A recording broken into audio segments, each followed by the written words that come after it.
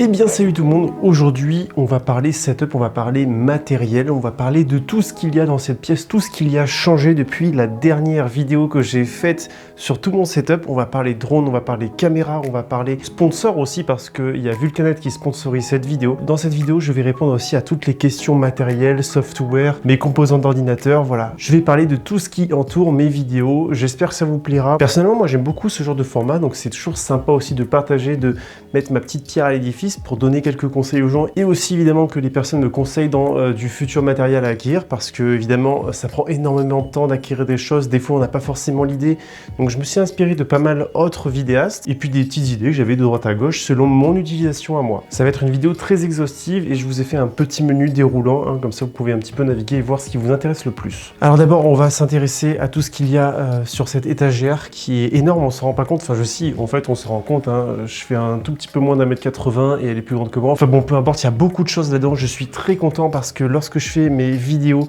débats et tout ça, lorsque je suis sur le bureau qui est ici, vous avez vu, ça donne une ambiance qui est vraiment sympa. Donc c'est parti, on va d'abord s'intéresser à la chose qui est la plus importante sur ma chaîne, à savoir le Mavic 2 Pro, les drones stabilisés.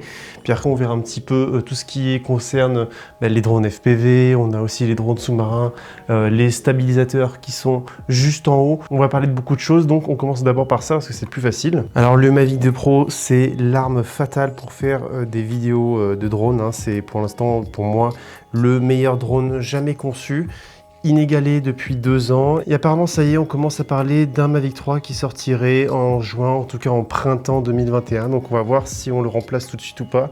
Mais en tout cas, j'adore ce drone. Mon drone est accompagné de filtres ND de chez Freewell, qui sont de très bons filtres, hein. C'est du milieu de gamme qui fait vraiment le taf. En tout cas, vous le voyez dans mes vidéos. Quotidiennement, j'utilise un ND16 PL, mais selon la météo et selon l'ambiance qu'il y a, je vais varier entre du ND8 et du ND32, selon évidemment l'intensité de lumière qu'il y a. Et en fait, quand je pars en expédition, c'est simple, je prends ce drone là, je vais dans cette petite pochette là, ou je sais pas comment on a appelé ça, ce petit tiroir. Nous avons une superbe sacoche dans laquelle je range tout mon matériel, le drone stabilisé, enfin tout ce qui concerne le Mavic 2 Pro. Je l'aime vraiment beaucoup cette sacoche, elle est petite, elle est compacte, elle est jolie, hein, surtout parce que c'est une espèce de simili-cuir qui est très sympa, très discret.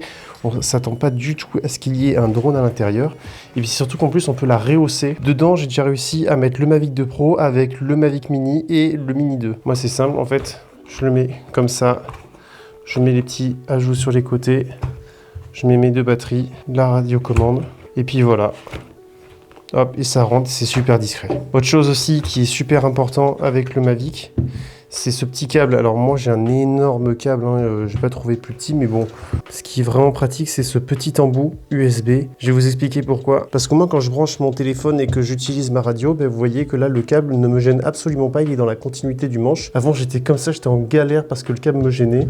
Là, plus du tout de problème avec ce câble. D'ailleurs, je vais parler d'énormément de matériel. Évidemment, je vais vous mettre les petites références juste en bas, mais évidemment aussi, je vous mettrai toutes les références dans la description de la vidéo. Donc là, plus que jamais, c'est très important d'aller regarder la description de la vidéo si vous avez la moindre question sur le matos ou que vous avez envie de vous acheter la même chose. Donc la sacoche, elle est de PGI Tech. Franchement, ils sont très bons. Ils se sont bien améliorés parce qu'avant, leurs produits, c'était pas vraiment ça. Et là, je suis conquis par ce petit sac. Ah, et pour le Mavic 2 Pro, il y a une chose dans laquelle j'ai vraiment envie d'investir, c'est le Smart Controller. Avoir le retour vidéo sur son téléphone, c'est vraiment pénible. Bon, le seul problème, c'est que le Smart Controller, ça coûte très cher.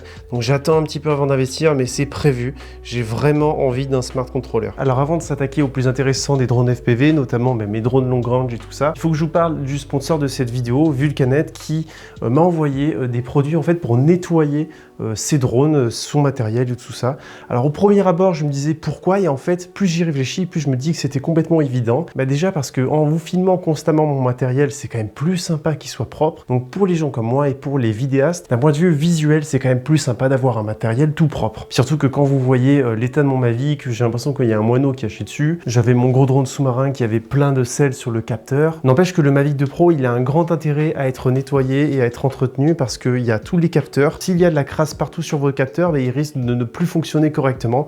Donc c'est important quand même de les nettoyer. Bon, et puis aussi, vous me connaissez, hein, si je vous partage ça, c'est que je pense qu'il y a un intérêt pour certains. C'est sûr que puisque je vous montre mon matériel comme ça, il fallait que tout soit propre. C'est présenté dans un gros coffret comme ça, un petit peu en mode way pour les protéger et tout ça. Vulcanet, c'est une marque très reconnue dans le monde de l'automobile et ils m'ont envoyé ce petit coffret spécial drone à 29,90 €. À l'intérieur, on a 60 lingettes imbibées d'un produit lustrant et déperlant, une lingette microfibre et un petit pinceau pour nettoyer les endroits les plus inaccessibles. Alors ça fait très téléachat, mais sans rire, ça marche super bien. Puis c'est un petit kiff aussi de vous faire regarder les tâches s'effacent. En tout cas, merci à Vulcanet d'avoir sponsorisé cette vidéo. Si leur produit vous intéresse, vous avez 10% de réduction avec le code promo DML10. Et en plus de ça, ils font une offre de lancement. Ils vous offrent 10 € si vous leur envoyez une vidéo démo du produit en action sur votre drone à leur adresse qui s'affiche juste ici. Et maintenant, avant de s'attaquer au drone FPV, on va parler des caméras au sol, de tout ce que j'utilise au sol, notamment évidemment cette toute jeune caméra que je viens d'acquérir pour une petite fortune, en tout cas selon mes moyens à moi. On n'a pas tous les mêmes moyens, mais en tout cas moi elle m'a bien vidé le portefeuille, mais j'ai quand même eu un prix préférentiel parce que je suis rentré en partenariat avec Miss Numérique, qui est un magasin physique et en ligne qui font de la vente de matériel professionnel pour la vidéo, photo, drone et tout ça. Donc je vous invite à regarder, et si vous achetez quelque chose sur leur site, j'aurai une petite commission, donc c'est aussi un moyen de me soutenir en vous faisant aussi plaisir, et c'est en partie grâce à eux aussi que je peux filmer avec ce genre de boîtier. Je vais vous le montrer tout de suite. Je vous présente le Sony Alpha 7 III, un énorme bébé qui m'a coûté un petit peu cher quand même. Heureusement que Miss Numérique m'a un petit peu aidé dans cet achat. J'ai pour l'instant 3 objectifs. La vidéo pour les vlogs, j'utilise le 24-105 mm en f4, qui est vraiment très bien, mais pas aussi bien honnêtement pour les pack shots que ces deux petits bébés en focal fixe 35 mm et 55 mm en f1.8. Je les adore, je m'amuse tellement avec, je suis trop content de cet achat.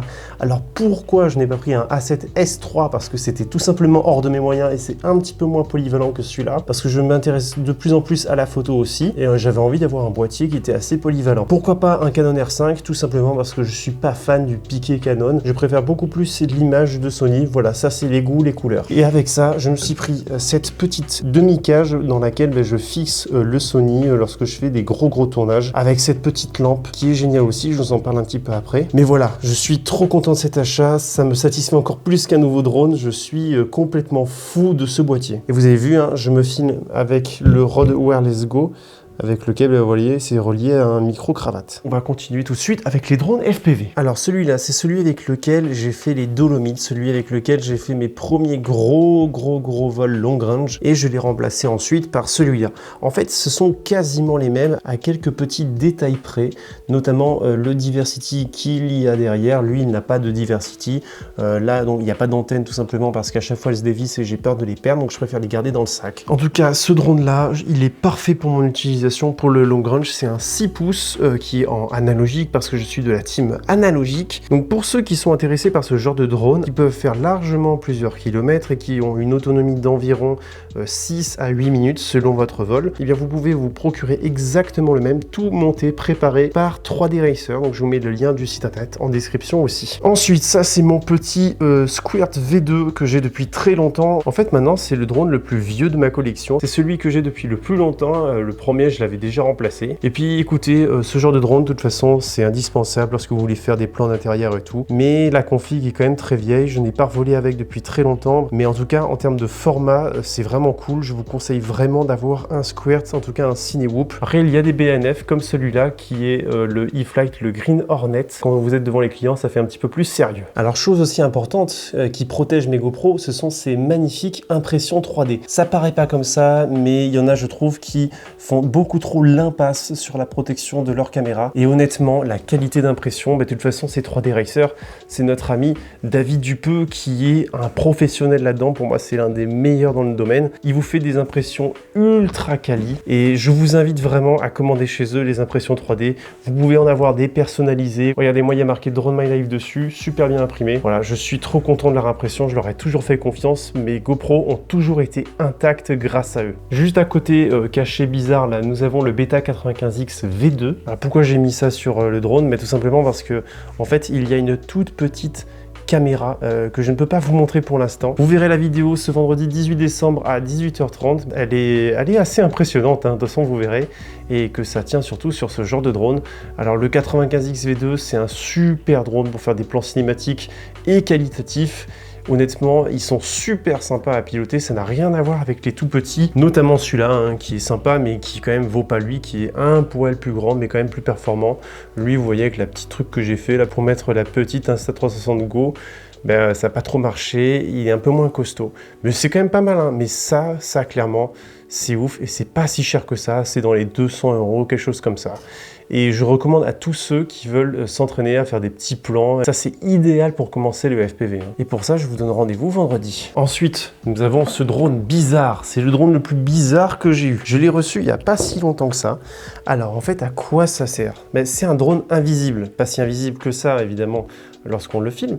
Mais en fait, c'est un drone invisible lorsque vous mettez la caméra Insta360 dessus. Parce que le capteur va venir s'intégrer là-dedans. Et en fait, avec l'angle qu'il y a, ce drone est invisible. Vous pourrez avoir une vue 360 degrés n'importe où, vous verrez jamais le drone.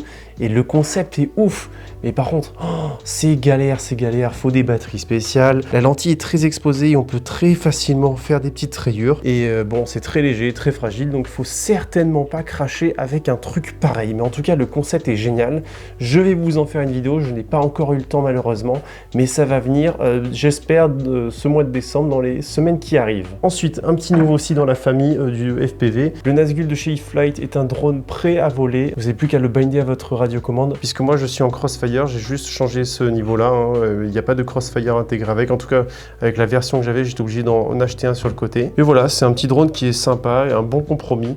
Bon, il n'est pas très costaud, mais ça fait le taf pour du cinématique et un petit peu de freestyle. Et c'est surtout qu'il est pas cher, hein. Il est à 150 € le truc. Donc pour commencer, sans trop s'embêter, pour voir si le hobby va vous plaire et tout, c'est pour moi le meilleur drone pour commencer. J'ai aussi mon Spray Plus de Swell Pro qui est un drone étanche entre le drone stabilisé et le drone FPV. Donc je l'ai pas ici parce que je l'ai prêté à Fly Drone Concept, mais je vous invite à regarder ma vidéo test sur ce drone que je trouve très sympa. Vraiment, c'est bonnard de piloter avec. Après, c'est sûr que vous pourrez pas faire du cinématique, sauf si vous installez, comme moi je l'avais fait, une petite fixation GoPro sur laquelle vous mettez votre GoPro et puis là vous pouvez faire des plans avec Real Steady et tout. Il y a de quoi faire des trucs sympas, mais j'ai pas encore eu forcément l'opportunité de faire d'autres plans avec que ce que je vous avais déjà partagé. Je pense qu'il y en a quelques-uns d'entre vous qui savent très bien lequel c'est le Chasing Dory. Celui avec lequel j'ai fait une petite vidéo tranquille qui a d'ailleurs buzzé, c'est incroyable, c'est la vidéo la plus bâclée de ma chaîne je trouve, et c'est l'une de celles qui a le plus cartonné. Enfin bon, j'ai rien d'autre à dire de plus, c'est le drone sous-marin le moins cher du marché. Si vous voulez en savoir plus, je vous invite à regarder ma vidéo sur le sujet. Ensuite ici nous avons notre Gladius Mini, un gros drone sous-marin qui peut aller jusqu'à 100 mètres de profondeur, qui a une autonomie de 4 heures. Franchement il est plutôt sympa, j'ai pas fait beaucoup de vidéos avec, mais j'ai fait quand même une épave de bateau avec Plongée Tech Marseille, c'était une expérience qui était géniale, j'ai trop hâte de refaire des trucs comme ça. Je pense que je vais le ressortir dans pas trop longtemps, ça me manque l'exploration sous-marine et c'est bien plus sympa qu'on peut imaginer et je vais essayer de réitérer mon expérience dans pas trop longtemps non plus. Enfin bon, il n'y a pas grand chose d'autre à dire, je sais que Chasing en a sorti un nouveau, un M2 qui a l'air incroyable, mais écoutez, ils m'ont pas contacté, j'aurais bien aimé quand même l'essayer ce nouveau. Pour mes autres caméras, ça se passe ici, vous voyez qu'il y en a un petit tas. Alors là, nous avons des GoPro Hero 6 et Hero 7. La Hero 7, c'était la première que j'avais achetée en pensant que ça allait être la meilleure. Au final, j'ai plutôt investi dans des GoPro Hero 6 qui sont bien mieux pour la stabilisation avec Real Steady Go. Et dessus, nous avons un magnifique LMD16 de chez Polar Pro qui coûte une fortune, mais qui fait extrêmement le taf. Après, nous avons ici les caméras de chez Insta360. Avec la petite Insta360 Go qui est très bien pour les débutants, pour ceux qui n'ont pas envie de se prendre la tête. Elle est très petite, une GoPro paraît immense à côté, et puis juste derrière nous avons la grande sœur, la One Air avec le capteur 360 dessus. J'ai aussi le 1 pouce et le capteur normal style un peu GoPro, et pour l'instant je trouve que le plus intéressant ça reste quand même le format 360 qui est un format quand même plus sympa, parce que si j'ai envie d'avoir de la grosse qualité, je pense que je pencherai un peu plus sur la GoPro avec Real Steady. Là derrière c'est mon ancien boîtier, le Lumix G7 que je pense garder au cas où si j'ai besoin d'avoir deux caméras. Voilà, ça a été un fidèle compagnon, mais je suis quand même content de m'en débarrasser. Ensuite ici c'est la partie la plus moche de l'étagère, c'est la partie chargement des batteries. J'ai pas acheté le chargeur d'origine avec la batterie d'origine parce que c'était 80 € le chargeur, là j'en ai pour 30 € double, il est plutôt sympa. Là on a le chargeur pour le Mavic 2 Pro, puis bon voilà. Là c'est le gros chargeur sur lequel on peut charger nos lipos, hein, on peut en charger deux en même temps, il est très bien, il fait bien le taf, donc rien à redire de plus là-dessus. Puis vous avez vu, elle est sympa la lumière, hein, donc tant qu'à faire, La lumière, c'est une, je sais pas par où commencer tellement il y a d'inscriptions, mais c'est voilà, Bowling Vlogger, c'est très bien. Il y a plein de modes dessus, plein d'intensités de lumière. Voilà, on règle tout ici, hein, on a tous les différents modes.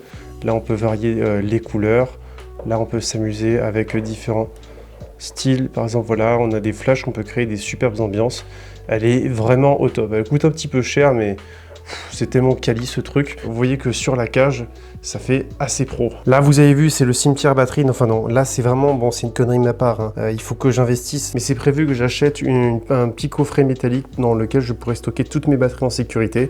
Voilà, ça, c'est provisoire. Hein. Mais sinon, tant qu'on y est, vous avez vu les batteries. Alors, il y a du SLS hein, qui est plutôt pas mal. Mais le mieux, ce sont les Tattu Airline V3. En 1550 mAh 6S pour le long range. Pour l'instant, il n'y a pas mieux. Alors, je sais que maintenant, ils ont sorti la V4. Je suis curieux de ce que ça pourrait donner. En tout cas, je pense que ça peut être que aussi bien que ça et je recommande quasiment que ces batteries. Elles sont vraiment costauds. Honnêtement, j'ai pas envie de vous embêter dans tous les petits produits utiles pour le FPV. Il y en a trop. Ça ferait vraiment une vidéo trop longue et pas si intéressante que ça. Donc, je vous invite à regarder d'autres vidéos sur le sujet, notamment celle d'Airflex. Hein, il en montre plein à ce niveau-là. Ici, qu'est-ce qu'il y a? Je sais même plus ce qu'il y a là-dedans. Oui, alors là il y a des petites sacoches. Alors en dessous on a une sacoche rigide pour les grands voyages en avion et tout ça. Là c'est le sac que j'utilise pour tous mes road trips, toutes mes expéditions. Gros sac Torvol avec un compartiment qui est aménageable, qui peut aller très loin. Honnêtement, j'ai envie de changer, j'ai envie d'avoir un truc un peu plus gros, un peu plus joli aussi, parce qu'il n'est pas si beau que ça, mais il reste quand même très pratique. Dans ce compartiment, je mets ma Taranis, je mets mes Fat Shark, là je range toutes mes batteries. J'ai quand même des petits compartiments où je peux mettre mes antennes, mes clés, des hélices de rechange et tout ça. Donc c'est pratique, mais après j'ai envie d'avoir un peu plus de petits compartiments, parce que je commence à accumuler pas mal de choses. Ensuite, là-dedans, nous avons mes Fat Shark avec la casquette DML. Les Fat Shark, évidemment, j'en ai énormément parlé dans mes vidéos. Il n'y a pas forcément besoin d'en rajouter. Je les aime beaucoup. Alors, je vais peut-être changer pour des HDO si j'ai l'argent un jour. Pour l'instant, ça fait largement taf. J'ai pas besoin de plus. Ah, puis j'ai oublié de vous parler des tiroirs. Alors, dans les tiroirs, nous avons notre super Taranis QX7 dont je vous ai pas mal parlé aussi. C'est ma toute première radiocommande. Je n'ai jamais changé. Mis à part les petits gimbals ici qui sont quand même bien plus sympas. Et puis derrière, nous avons le TBS Crossfire qui est la base. Bon, et puis là-dedans, on a un petit peu de bordel, hein, parce que ça peut pas tout le temps non plus être rangé. On a les systèmes audio, on a le petit EV800D là-dedans, et on a la petite pochette pour les Fat Shark. Après, il y a quelques conneries, des câbles de micro et tout ça. Là-dedans, je vous ai pas montré parce que c'est que des câbles, ça sert à rien. Bon, là, c'est un petit peu le bordel, mais je vous explique vite fait. Là, nous avons plein d'accessoires GoPro. Nous avons les accessoires un petit peu caméra embarquée. On a toutes les fixations. Pour l'instant, ici, je range aussi mes objectifs. Voilà, c'est un petit bordel, mais qui est quand même assez efficace. Voilà, nous avons plein de trucs là-dedans. Pas grand-chose à dire de plus. Après, là-dedans, on a quoi? En fait, c'est ici que je devrais ranger mes objectifs. Un petit truc de DJI, hein, les Ronin et tout ça. Après, ici, c'est le bordel, mais ce n'est que des hélices. Voilà, que des hélices. S'il y a un petit peu des impressions 3D aussi, voilà. C'est à ça que ça sert. En hélice, je vous l'ai pas dit, ce sont des HQ propres. Voilà, j'aime bien cette marque. Après, bon, si je change, mais voilà, je suis chez HQ Prop. Et puis en noir, je trouve que ça passe plutôt bien. Ça, c'est un stabilisateur mécanique que je n'ai quasiment pas utilisé parce que je suis nullissime. Je ne savais pas en fait que c'était aussi compliqué à utiliser. Donc voilà, maintenant il fait la déco. Ça, c'est ma toute première Action Cam qui est très vieille. Je pense qu'elle a plus de 10 ans. Mais voilà, je me dis c'était cool de la garder. Ensuite, nous avons notre magnifique Ronin SC. Il mérite d'avoir de l'attention, ce Ronin. Franchement, je suis en adoration pour ce truc, pour le rapport qualité-prix, il est incroyable. J'ai pris le gros pack avec lequel on a le focus et tout à la main. Il est incroyable ce stabilisateur. Je sais que maintenant il y a le Ronin 2 qui a l'air vraiment ouf. Pour l'instant ça me convient largement, j'ai pas besoin de plus. On verra avec le AC3. J'ai pas encore testé l'AC3 mais je pense que ça fait largement le taf. Je l'ai utilisé pas mal de fois avec mon pote Cuben 13 pour les tournages de moto et dans le coffre de la voiture ça passait trop bien. Grosse résistance au vent et tout. Et voilà, je ne peux que recommander, j'adore ce stabilisateur. Pour le trépied, bon c'est simple, hein. C'est un Manfrotto, un milieu de gamme qui m'a coûté je crois une centaine d'euros, mais n'empêche qu'il a augmenté en prix, je crois que maintenant vous le trouvez à 140 €. Il est très costaud, il est un petit peu lourd, mais voilà, c'est tout juste ce qu'il faut pour l'avoir avec moi dans les randos. Peut-être qu'il faudrait que j'investisse dans un tripode qui est en carbone, ce serait peut-être plus léger et plus efficace. Enfin bon, ça me convient. Alors on a enfin fini avec ce côté-là.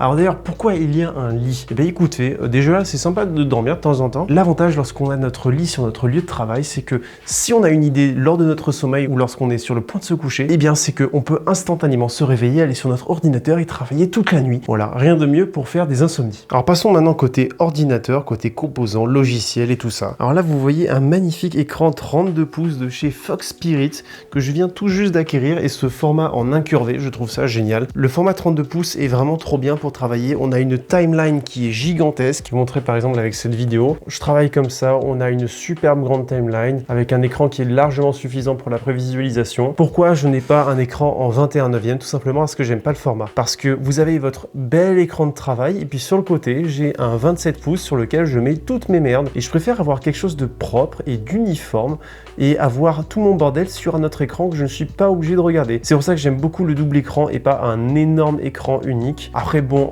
en clavier, c'est un clavier Corsair basique, hein, il est plutôt sympa. La petite souris sans aucun intérêt, hein, elle est défoncée, je l'ai depuis je sais pas combien de temps. Et puis bon voilà, ça c'est un autre écran Samsung qui fait le taf, 27 pouces. La petite enceinte portable pour les expéditions, pour voler avec de la musique, c'est toujours sympa. Et niveau logiciel, vous le voyez, je suis avec Adobe Premiere Pro CC, et pour l'accompagner, j'ai After Effects pour les incrustations 3D, tout ça. J'ai Media Encoder aussi pour compresser tous mes plans RealCD qui font plus de 120 mégasecondes. Ensuite, j'utilise Photoshop, Luminar. D'ailleurs, je suis partenaire Luminar. Ils ont sorti un tout nouveau logiciel qui est Luminar AI. J'en parlerai dans une vidéo prochainement, mais en tout cas, c'est un logiciel qui est plutôt sympa aussi. Vous êtes aussi beaucoup à me demander où est-ce que je trouve mes musiques. Eh bien, je suis sur Artlist. Je suis d'ailleurs partenaire Artlist. C'est une plateforme sur laquelle vous allez pouvoir trouver des musiques libres de droit. En fait, après avoir acheté la licence Artlist, ça vous permet d'avoir accès à une bibliothèque énorme de musique que vous allez pouvoir utiliser dans vos projets pro. Vous allez aussi pouvoir monétiser vos vidéos YouTube avec. Il y a beaucoup d'alternatives pour ne pas avoir de problème de monétisation sur YouTube. Mais honnêtement, des fois, j'ai des copyrights sur des musiques YouTube qui prétendaient être libres de droit. C'était la galère. Là, depuis que je suis sur Artlist, je n'ai eu aucun problème de monétisation. Et si vous êtes intéressé, il y a une offre. Quand vous cliquez sur le lien qui est en description,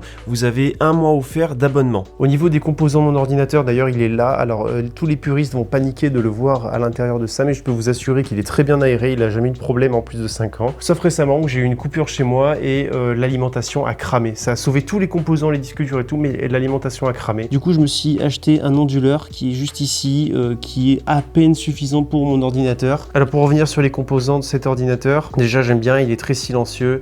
J'ai une alimentation Be Quiet, radiateur de processeur Be Quiet, processeur i7 en 7700K, 4,2 GHz, 32 Go de RAM, une carte graphique MSI 1060 de 6 Go de RAM. C'est pas la folie, mais ça suffit largement parce que je suis pas un gros geek, donc pas besoin de plus. J'investirai peut-être à l'avenir dans autre chose. En tout cas, pour moi, ce qui me manque vraiment, c'est pas forcément ce qu'il y a là-dedans, c'est surtout un ordinateur portable lorsque je fais des gros voyages et quand je vais faire aussi des formations, des stages de drone. C'est quand même assez important d'avoir un ordinateur qu'on peut se trimballer partout pour montrer le montage vidéo et tout ça aux clients. Ça coûte cher aussi, je devais avoir un partenariat là-dessus, mais ça a été annulé à cause du Covid. J'espère bientôt pouvoir investir dans un ordinateur portable. Bah écoutez, je pense qu'on a parlé d'à peu près tout, hein. Bon, je vous parle pas évidemment de mes guitares, ça c'est une autre passion qui coûte aussi de l'argent. J'espère que ça vous a plu. Moi, ça m'a fatigué cette vidéo, c'est fou de montrer tout ce matériel. Et bon, le truc c'est que ça prend des années, ça coûte énormément d'argent. Je peux vous dire que pour l'instant, je suis très loin de rentabiliser tout ça avec YouTube, mais la passion avant tout. Et j'ai toujours envie de faire de meilleures images. Et puis maintenant que je suis professionnel, c'est quand même un petit peu plus sérieux d'avoir du gros matos, que ce soit dans les airs ou au sol avec mon Sony A7 III. Je suis très content de tout ça, c'est en partie grâce à vous, grâce aux marques. Si j'avais pas eu toutes ces marques qui m'accompagnaient, qui me faisaient confiance, ben, j'aurais pas pu faire tout ce contenu. Un grand merci à eux, un grand merci à vous de me faire confiance. Et je suis content de savoir que le travail paye, même si évidemment sur YouTube, c'est pas forcément ce style de vidéo qui marche le plus. Je suis quand même très content de l'endroit où je suis et l'endroit où je me dirige. dirige. Enfin bon, la vidéo, je pense, est assez longue comme ça. On va se quitter ici. Je remercie encore Vulcanet d'avoir sponsorisé cette vidéo. Je vous prépare du lourd pour les semaines et les mois à venir, ne vous inquiétez pas. N'oubliez pas aussi de me donner des idées de matériel dans lequel je pourrais investir parce qu'en ce moment, je suis en quête, je suis dépensier, ça fait extrêmement peur. Enfin bon, j'attends vos idées et puis j'espère que tout mon matos et cette vidéo aura été très intéressante pour vous. En tout cas, moi, je vous retrouve vendredi pour vous parler de la toute petite caméra. Alors d'ici là, portez-vous bien.